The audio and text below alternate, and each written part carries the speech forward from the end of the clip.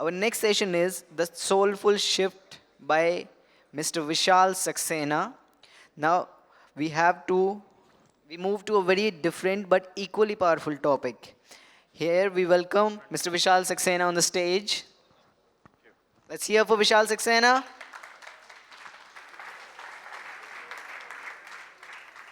Thank you. Am I audible? Okay. So there is instruction should not be moving too much. What's the frame range?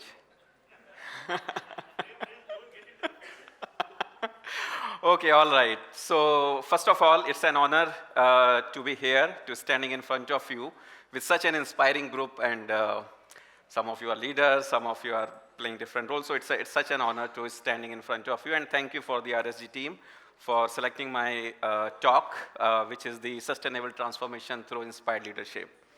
Right, so first of all, I'm not a good morning or good evening guy, so I would like to say that Namaste everyone. Namaste. Namaste. Thank you, and that's the energy I need. Right, so my question is, what does Namaste mean?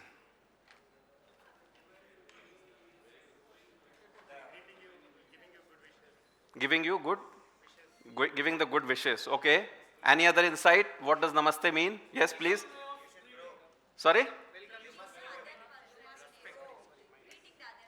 Greeting the other person. Sorry, can you repeat? Wonderful, wonderful. Thank you so much. So Namaste mean, what I have learned from my teacher is, I honor the divinity within all of you. And that's what I'm honoring right now and getting energy from all of you. Yeah. So let me ask you one question. First of all, this talk is free from framework and tools. Okay, I am a human. I'm a coach who keeps the humans at the center, and I think all of you are learning a lot about tools, AI, and this thing. So I tried a little bit experiment with my talk, and I'm not sure how it is going to be perceived, but let's see. So I want you to reflect on a particular thing that, do you remember who you were before the world told you who you should be? Any reflection on this one? I was very happy. Very happy, okay, wonderful. So this question actually lies the center of my conversation with all of you today, okay? So this is so I invite all of you to explore or on a journey of some heartfelt stories, some insight, and some reflections that is needed for sustainable transformation through inspired leadership. Okay? And but before that, let me ask you a question. How many of you are leaders in this room? Okay, I see few hands. How about others? Okay, okay, wonderful. And fine. So this is me, Vishal. I am Agile practitioner, professional and leadership coach. I am also a yoga wellness instructor, certified by Ministry of Ayush, Government of India, and I am also a seeker, and I am also a professional actor that I will touch base in a bit. Okay, and yeah, so I think before this session, I think there was a question around ethical dilemma, right? Leaders are acting as ethically. So now I'm putting a question in front of you. So ethical dilemma. So leadership is not an easy job. How many of you agree with this concept? Everyone agrees? Okay. As a leader, we face many challenges, many conflicts in, I think, every day. Agree or disagree? Yeah? And what is ethics, by the way? Nobody is? Watching me. What else? Any other insight on ethics?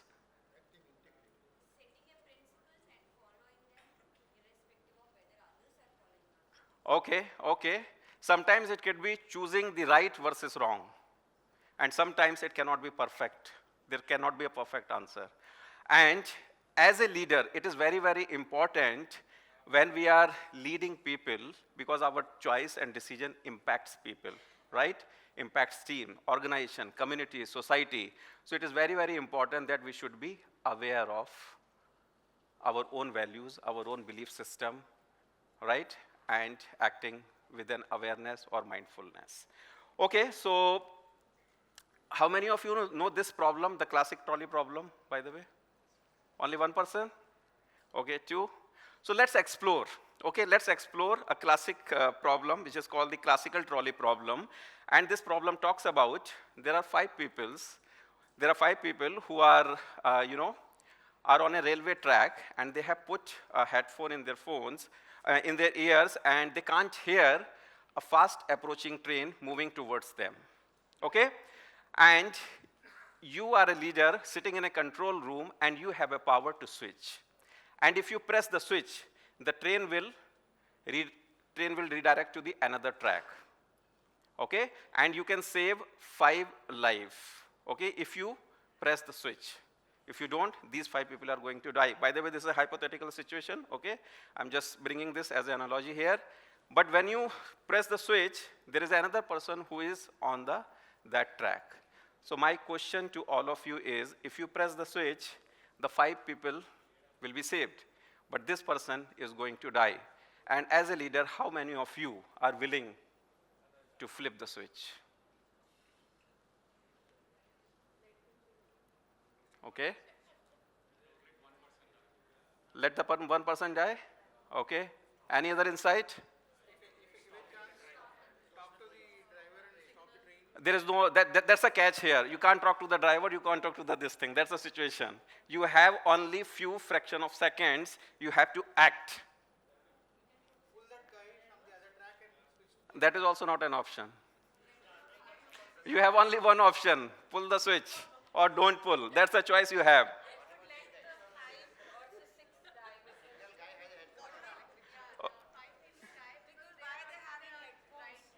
Ah, that's a good question. Why they are having that's their fault, right?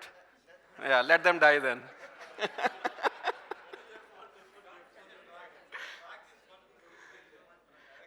Okay? Uh-huh.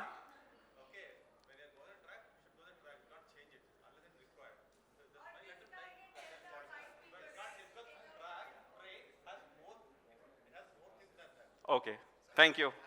One last insight, yes.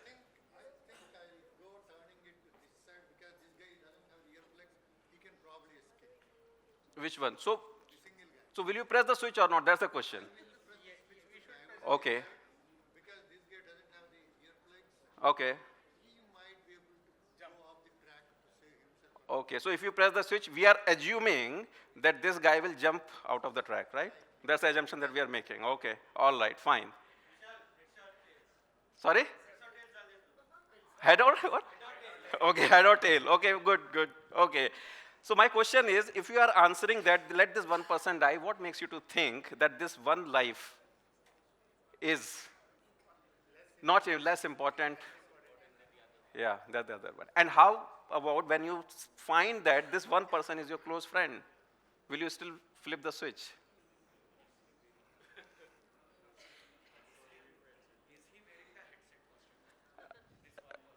Okay, that's not this thing. The question is, will you flip the switch or not? That's the thing. Okay, all right. There is no answer or no solution to this thing, okay, first of all. I'm just bringing this to trigger the 3 things in your brain. One is the ethical response. Second thing is the moral response. Third is the emotional response. And as a leader, as a human being, we face all these 3 things, right, in our life. Agree or disagree? Yeah? Okay.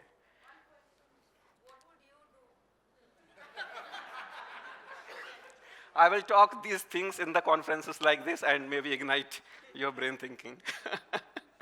Okay, anyways, so now let me take you back to the 5,000 years ago. Okay? How many of you have read the Mahabharata? Okay, you have watched? Okay, V.R. Chopra's Mahabharata? Okay. Anyway, so when this war is about to begin and when these 2 armies are standing in front of each other, Arjuna is a great leader, right? Great archer at his time, right? He faced the same moral crisis, right? Agree? And when he faced the moral crisis, He said that I will not fight. He was about to lead an army, right? And he was considered as a big, like, archer right at this time. And he said, I will not fight. And then he asked 5 profound questions to Krishna. Anyone aware those 5 questions? Okay. He said that I have a compassion for my relatives. I'm not going to fight. I see no enjoyment in the victory. What will I do if I win the war? What will I do if my relatives are going to die? He said, there will be no pleasure, no enjoyment without my relatives and all that. What I'm going to do? And I will incur the fearful or sinful reaction and harmful effect of destroying the family. And then he lost his purpose of the war. And then Krishna is smiling in the middle of the battlefield and said that whatever you are saying is just nonsense. Because you don't know what is the purpose of this war, you are lacking the bigger picture.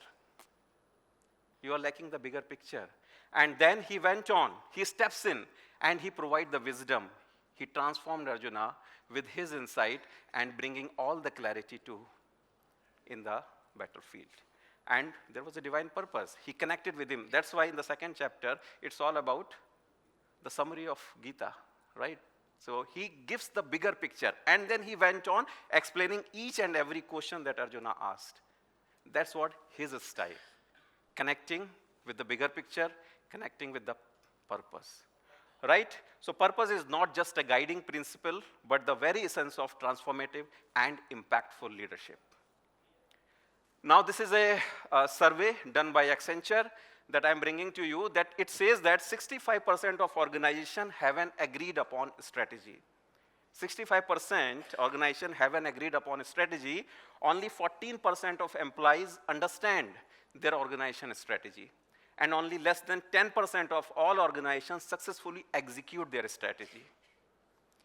Any insight why only less than 10% people are successful in executing the strategy? Alignment. Okay, alignment, yes. Awareness. Communication. Lack of communication or over communication, right? Okay. Lacking of bigger picture. Missing the purpose, okay? Not accepting the change, okay? Sorry? Variable? Okay, okay, okay. Any other insight from this section of the group?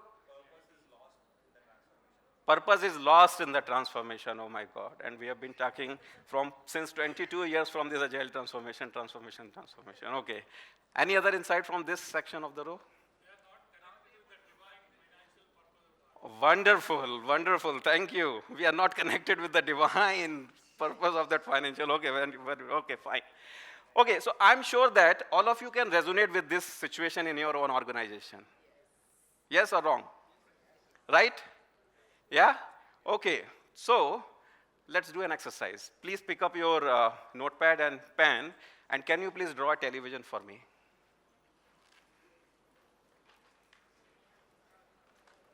Quickly, quick.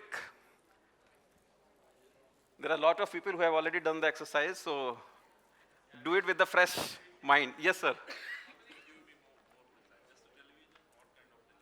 When I'm saying draw a television, whatever comes to your mind, just draw.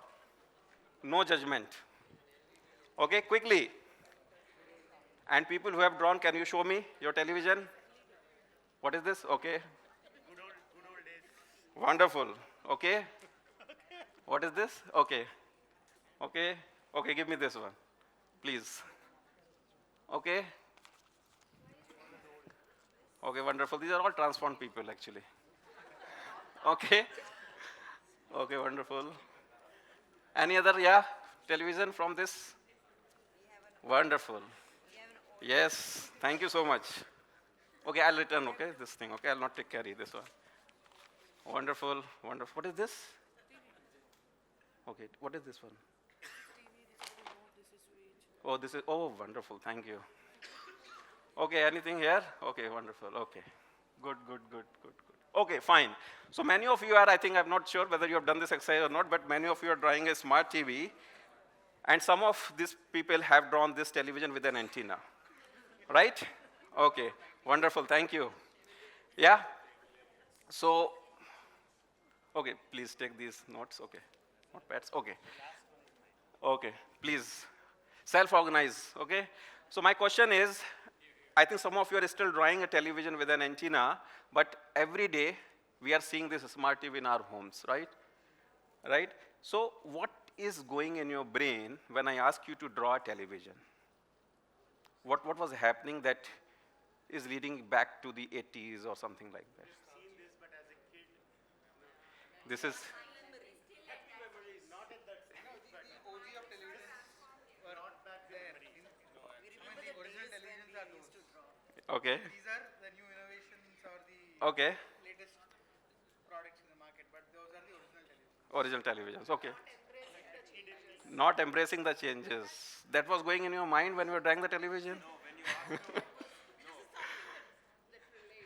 That is something very hardwired in our brain. Yeah, when you asked to draw a television, right? I was thinking whether I should draw the old one or the new one. Dilemma. I got that dilemma. Okay. Okay, forget it, whatever it is. Let us do the So what did you draw finally? latest one. Latest one, finally. Okay. Emotion. Wow. Connected back to the emotion, right? That we used to grow, right? Okay. So my point I'm making here is when I'm asking you to draw the television, that is something very stuck in our mind. And that I called is the hard wiring, right? That is taking back us to the 80s. Maybe we are born in the 90s, we have not seen this television. By the way, when I asked few kids also to draw this thing in one of the sites, few kids are drawing this thing. I'm not sure where they have learned or they have heard it. And that is the power of our brain or mind, right? How hardwired it is, right? So, okay. Now let me, and this is where, okay, let me give you this perspective. How do we, the animation is not right here, but ignore this part. How do we gather the experiences in the world? Through our five senses, eyes, ear, this is the gateway of getting the wisdom or information on experiences, right? And when we get this experience and knowledge, this leads to some belief. We form some belief within us. Yes or wrong? No. Yeah?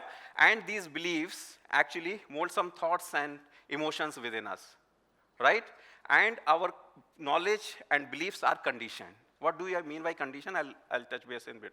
And then it will lead to having a perception, and our behavior, decision, action, choices, resistance, reaction is the outcome of we all go through this inside within us. That's why humans are not machines.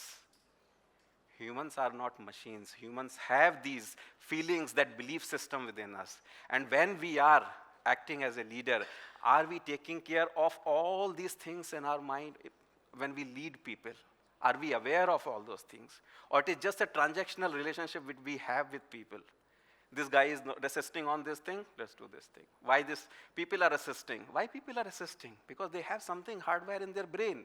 How am I as a leader or as a coach are enabling those resistance? How am I helping people to overcome those resistance and challenges? Right?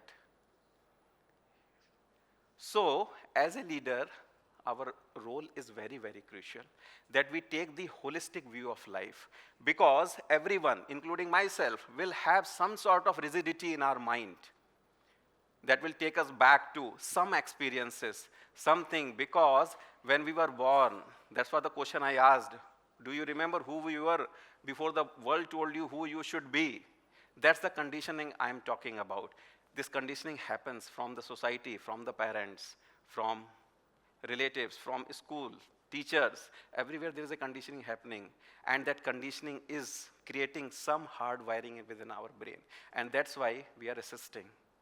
So when you see from tomorrow onward that people are not willing to change, willing to resistance, take a step back. Think how that person has grown. What is this conditioning that person has? What is their upbringing? As a leader, we have to be very, very mindful of the holistic view of human life. Okay? So that's where the two parts, physical and intellectual, it's doing, transaction, drive the business results, drive the business outcomes. But who will drive? Your not tools and frameworks will not drive. It is the human who are working behind the tools and frameworks, and humans have emotion and their spiritual needs. So as a leader, we should be mindful for holistic view of human life. Okay, now let me tell you one story. If you have heard it again with a fresh perspective. There was a prince, there was a king who wanted his son to be a king or as a leader. So he sent his prince to the, one says in the forest, and he said that, can you check whether my son is ready to be a king or not? Then this says actually sent that prince to the forest and said that, go and spend a day in the forest and come back and report to me what you observed in the forest. Then prince came, okay, and said that, you know what, I observed the wild roar of the, the sound of the wild animals, sound of waterfalls, and all those things. So this happened 2 times. And when the 3rd time again, so the sage said, now go back to your father's place, you are not ready to be a king. Come back after a year. So the prince again came back after a year. The sage said, okay, you know what you need to do. Okay, go back in the forest and observe and come back and report to me. Then the 3rd time, this prince came and said that, you know what, I've heard the silence in the noise of the nature. I heard the whisper of ants. I heard the whisper of nature. I heard the sound of the blood flowing in my body. So all these subtle things that prince heard, and that says, yes, now you are ready to be the king. As a leader, so the point I'm making here is listening, a deep listening, reflective listening. I as a leader, are we paying attention to only the loud voices or the silent ones as well? Yeah? Okay, so listening and hearing, there is a difference, big difference. Okay? In professional acting, it is said that when you are reading a lines, it is not about the lines. It is about the subcontext behind the text. What is the intent of a writer who has written the line? So what people are not saying, are we listening with the non-verbal cues, okay, with our non-judgmental mindset, okay? Now, the 3 things I want to focus on, my talk is the authentic leadership, transformation, and sustainability, okay? And there is a disclaimer, these are all my personal opinions, which I have tried, it worked for me, and I'm sharing my experiences with all of you, okay? Not copied from any book or anything, this is my personal insight, okay? So if it does not resonate with you, it's fine, okay? And I'll tell you why in a bit. How many of you are aware of this Agile Coaching Growth Wheel, by the way? Wonderful, 1, 2, 3, 4. Oh, there are few people who are aware of this thing. Okay, how many of you have read the competencies it talks about? Okay, 1, 2, okay, few people. How many you have implemented? Whatever you have read. No? Come on, okay, I see few hands. Thank you. And what is the core? What is the center here? What does self-mastery mean? Lead by example, okay?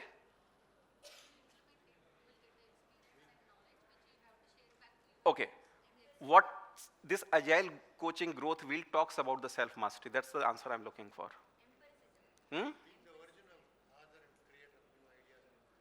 Okay. So the sub-competency is emotional intelligence, balance, and personal transformation. That's the sub-competency of the self-mastery. Okay? And my next slides are actually related to these 3 things. Okay, so far with me? All right. Now, authentic leadership, I'm bringing this authentic, these are again my personal opinions, okay? Whatever action a leader performs, common man follows. Whatever standard he sets by exemplary act, all the world pursues. That's why a leader's role is very, very important, and that's why we need to lead with some sort of authenticity. What do I mean by that? I'm introducing a framework called RRRRR, Revive, Revolt, and Revolutionalize. Natu framework. Okay, it's not like that. Okay, so the first thing is, okay, by the way, what is mindfulness? I wanted to ask just, what is mindfulness?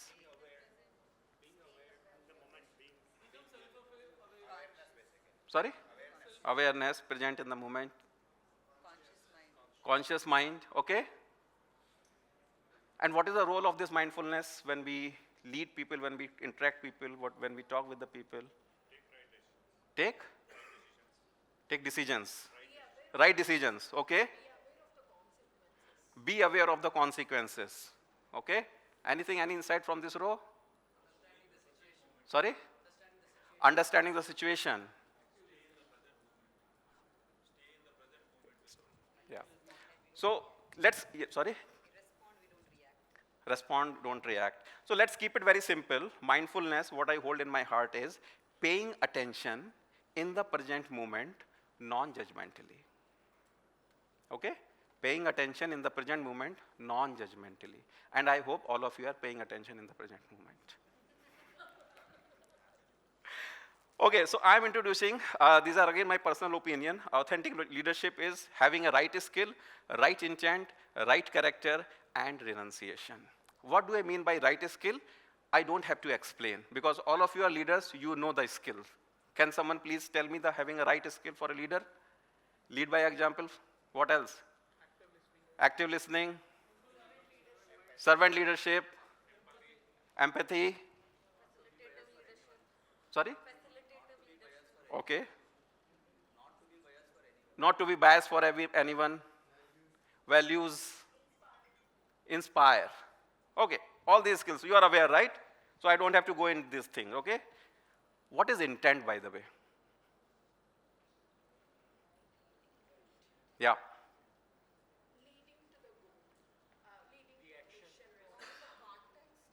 Have you read the Turn the Ship Around, David Marquez book? Right? Intent-based leadership? Sorry? Ambition. Okay. And what do you mean by having a right intent? Willingness to do whatever he is supposed to perform, Okay. be it whether you get a positive result or a negative result. Okay. All right. Share the intent what you want. Okay, wonderful. So I'm just going a little bit deep with my own reflections. Right intent, right character, renunciation, because what I believe is transcending skills with mindfulness for sustainable impact. You have the right skill, you can navigate complexity, you can navigate the challenges, but developing these three things is very, very important, and I'm going to explain you this. We all have brains, right? You know?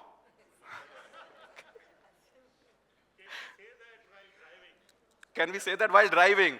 That's what I'm going to explore. Hold on to this question, okay? Okay, and what is the difference between brain and mind, by the way?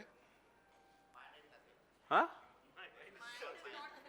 Mind is not physical, it's a subtle. Everyone has a brain. Okay? Having mind is not depends on the. Having, everyone has a brain, but not everyone has a mind. Okay? And Is having mind. using a brain in a right way is a mind. Okay? Okay, so 15 minutes, okay, now they're putting me pressure, okay? Okay. Okay, fine. Okay, let me come back to the question. Okay, so mind, okay. Oh, wonderful to see you. Okay. Emotional is mind, logical is brain. Thank you. Sorry? Using the mind to? Brain reacts. Okay, fine. Okay. Wonderful, wonderful insights, but let me go back because I have few slides to cover and I have only 15 minutes now. So this brain will have some activities, right? What are those activities?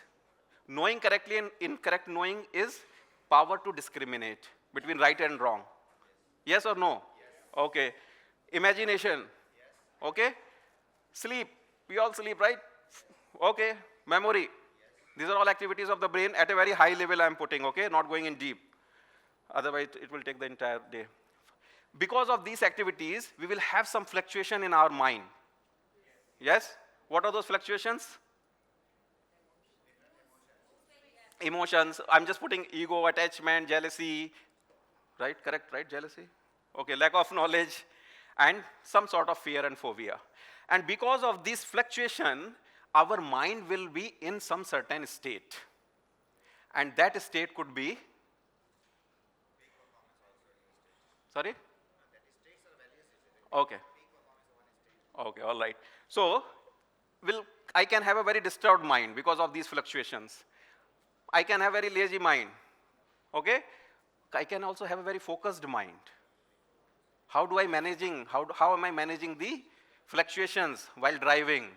Sir, driving. How am I managing the fluctuations? Okay? Positively distracted mind and also a detached mind. Okay? So all these are activities at a very high level of a brain. Agree or disagree? Yeah? And because of that, a focused mind directs its intent towards a specific goal if you are managing your fluctuation well in your brain. You will have a very focused mind. I don't have to tell the story of a Dronacharya, right? When he asked to shoot the bird, only one person answered, what do you see? Seeing the eyes of the bird. And said, go and shoot. Because that person, Arjuna, was very focused. Okay? And the focused mind will direct its intent to the right intent, and that right intent will lead you to have a connecting with the purpose. And a detached mind ensure that the pursuit of these goals remains free from personal biases. I think some of you are speaking about the biases and all that, right? A detached mind. Okay. Now, when you experience this kind of things, this create a alignment. Someone was speaking alignment. We are not aligned. Alignment is a common problem in the organization. We don't align with the bigger purpose, strategy and all that, right? As a leader, okay, is my thinking is aligned with my action? Or my action is aligned with what I preach to the people? Because my deepest belief, my behavior is a reflection of my deepest belief that I hold in my heart. At some point of time, it will come out. Okay? So, when this alignment is there, I will experience a better decision making. Okay? I can leave a positive leadership footprint, and I will also build the trust and credibility with the people whom I am leading. Okay? All right. How much time I have? Oh, 10 minutes. Okay. Now, let me introduce a concept of renunciation. Can anyone very quickly tell me what do you mean by renunciation? Detached from the results. Okay? Realization. Nirvana. Wonderful. There are a lot of myths. Okay, in the interest of time, I'm just moving on. A lot of myths about the renunciation. When Arjuna says, I want to go back to the forest and live a life like a sage, Krishna smiled. You don't have this choice. No option available. Because you are a leader. You are leading this. You can't go back. Okay? That's not a choice for you. And he gave the correct definition of renunciation. That is attachment to detachment. Okay, I'm just putting in a slightly different word so that corporate people can understand attachment to detachment. And so let me give you an analogy. If you have a cricketer, right? What is the goal of a cricketer or player? Are they worried about the outcome, whether they will win or they will not win? Because there are only two teams in the game. One will win and one will lose. And let's say, tie can also happen. Yeah, of course. So now let me just give you one analogy, because okay, if I introduce all these bad habits to this person, this will lead some sort of distraction for this cricketer. Can he play his game well or her game well? This distraction he will have a disturbed mind because of this distraction. Now, this is what I call the detachment from distraction is the renunciation. Simply, what is that 12th principle? The art of maximizing the amount of work not done is, 10th principle, my bad. Okay, 10th principle. Simplicity, the art of maximizing the amount of work not done is essential, right? So how am I prioritizing my distraction in life so that I can have a focused mind and so that I can focus on my purpose? And as a leader, if I'm focusing on that purpose, obviously I will have my people whom I'm leading to be stay focused to that purpose. Agree or disagree? Yeah? Okay, so right skill will help you to navigate the challenges. Right intent will drive the purpose. Right character, you will build the trust and credibility with whom you are leading, and renunciation is attachment to detachment. You will be free from the personal biases, and that's where you will experience the transformation, and not only you will experience the transformation, you will help others as a leader to experience the same transformation. And I want you all to repeat with me, my transformation will enable the transformation for others. Can you please repeat with me? My transformation enable for others. One more time, please, loud. Will enable. One more time, last time. My. Thank you so much. And with that, I'm going to the transformation. What do we mean by transformation? What is being transformed in the process of transformation? Very quickly. We means who? Who is that we? Okay. We as a human being are being transformed. Thinking the thought process. And what is being transformed in the agile transformation, by the way? Mindset. Culture is being transformed. Okay. Sorry? Way of working is being transformed. What is your transformative experience in life? Go back and reflect on this question. I don't have a time to stay here on this slide. But I wanted to introduce this IKIGAI. I'm not going to tell what does IKIGAI mean. You have heard and listened. You know what is IKIGAI, right? What you love doing, what the world needs, what you can be paid for, what you are get. And when you find this balance in your life, you will experience the IKIGAI. So I'm not going to teach you what does IKIGAI mean. I want to ask you a question. How many you have experienced or enabled your IKIGAI in your life? So I see one person, okay? Yes, Shashank. Just very quickly. I found my Ikigai, it's very clear, to inspire holistic well-being and disease prevention by improving your immunity and slowing down aging and lifelong fitness, empowering individuals to take their health into their control. So basically, like Vishal mentioned, transforming yourself is the first step where you can begin with to transform your teams. So I think I started helping people to transform their physical fitness and health. My transformation I'm a fitness coach as well. I'm a Scrum Master, but this is my passion where I'm actually working with people to transform their lives. So yeah, Wonderful. transform my cards. So yep. Okay, thank you. Okay, thank you, Shashank. But one more insight from here. This group, I think someone was, yes. So I can put that short. I'm an accidental engineer. I don't want to get into IT. I want to be a professor. Wonderful. I'm an accidental engineer. Someone forced me to do engineering. It's not someone, it's my parents. Destroyed dreams there. The mission is to be an professor, which is my passion. I was a data architect, but later in 2014, I thought I need to be. Agile gives me an opportunity to be a professor. I can teach people. Wow. I'm an SPC, so Thank you. I'm in that, and I want to be a good mother. So I have resignation in my pocket every day. I could call, because if I don't support my family, I cannot. I want to be a mother, homemaker. Wonderful. So supporting my profession, occasion, mission, passion.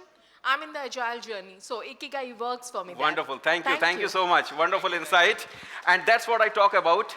That's what I talk about, the conditioning that your parent you put in on that. Okay, just 5 minutes more. Okay, so role of leader is enabling Ikigai for self is others and is very, very essential. And when you have, the people can experience a very purposeful life, and people with enabled Ikigai will work with a sense of purpose and fulfillment and leading to a greater business results for organization to thrive. I want you to imagine for a few seconds, just close your eyes and imagine in your organization, everyone is filled with the purpose, their Ikigai is enabled. What would be that kind of organization, and who would not want to work in that kind of environment, right? And this is something that I'm not speaking just because I've read the book. This is me, Coach Vishal. Who am I? Well, this answer I'm still exploring. I'm a seeker. But when I draw this thing, it took me 14 years, by the way, 14 to 15 years to discover my Ikigai. As a professional, I'm a life and leadership coach. I'm in agile journey, but when I say that coaching is my internal calling that I realized few years back. I went to attend many courses, professional coaching and all that. I am a human agile practitioner. I work with FactSet as a senior agile coach. And with all these things, I came to my mission, empowering people to create fulfilling lives by driving into the self-discovery, reviving the core self, thriving for within. But at my heart, I am a visual thinker. That's why you are seeing a lot of pictures in my slide.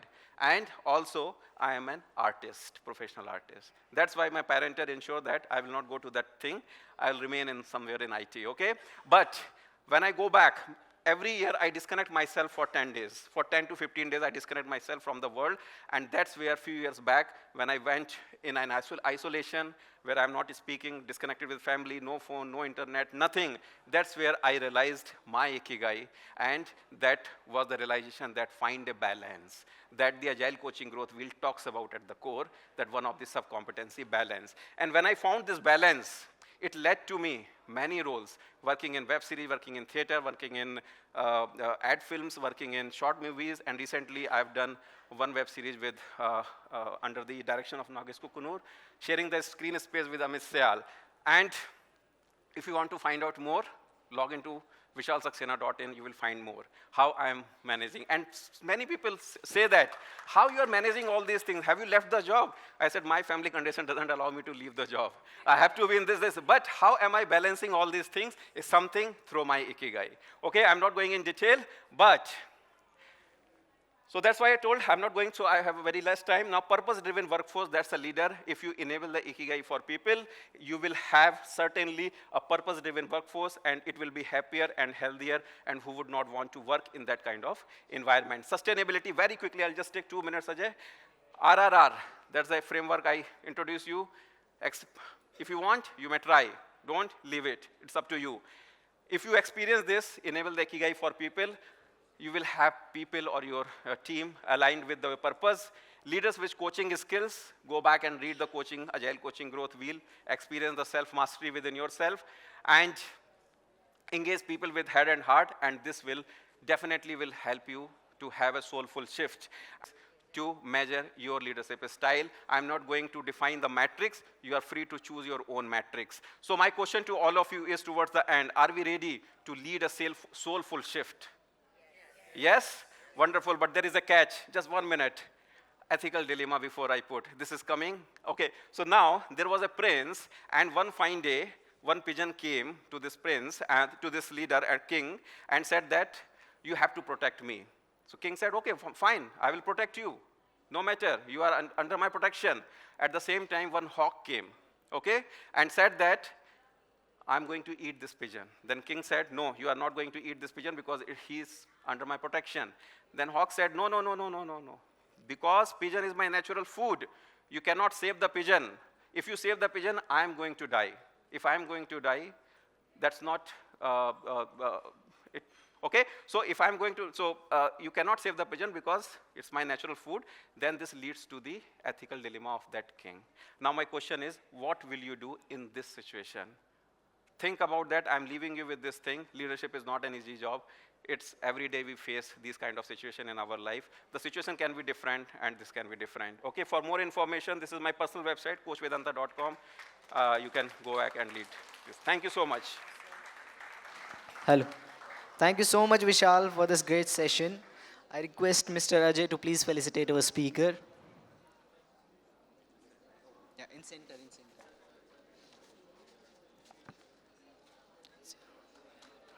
Let's hear it once again for Vishal.